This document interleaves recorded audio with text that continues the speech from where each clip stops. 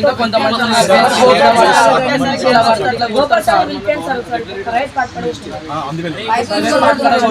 Fifth పిల్లల్ని చూడకుండా pipe ఉంటుంది సార్, ఏది వాటర్ పైప్స్ ఉంటాయి చూడండి సార్, వాటర్ పైప్స్ తీసుకొని ఇష్టం ఉన్న కాడ ఇష్టం వచ్చి సార్ సాంబార్ అయిపోయింది.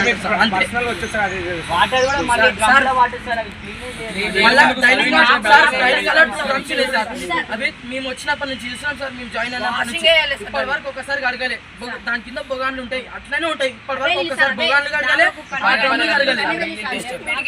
మళ్ళీ సార్ మనం బాత్రూమ్ లో కడుకుంటాం కదా సార్, ఆ బ్రష్లతో మీద మేము స్నానం చేసే డ్రమ్లు కడుగుతాం సార్, బాత్రూమ్ కడిగే బ్రష్లతో. ఎస్టిమేట్ అయితే వేరే పిల్లలు వచ్చింది సార్, ఇట్లా తింటున్నారు ఈ అన్నం అని మమ్మల్ని తిడుతున్నారు సార్. వాళ్ళు ఇట్లా పెడుతున్నారు మీ సార్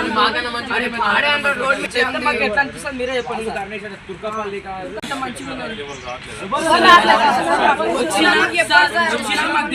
ప్రిన్సిపల్ రూమ్ లో కాడికి అంతే, ఆడికి మళ్ళీ వెళ్ళిపోతారు సరే.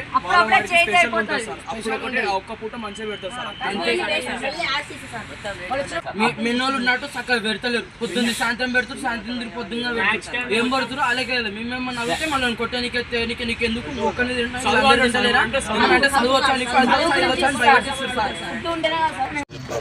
పోలీస్ స్టేషన్ దాకా వచ్చినంటే చాలా ఇబ్బంది కదా. ఇబ్బంది అర్థం చేసుకోండి సార్,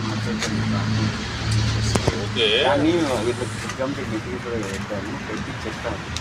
ఇట్లాంటి సిచ్యువేషన్స్ ఉన్నాయి, కొద్దిగా నేర్చుకో రాకుండా వాళ్ళు కొద్దిగా హ్యాండ్ పవర్తో తగ్గిపోయింది.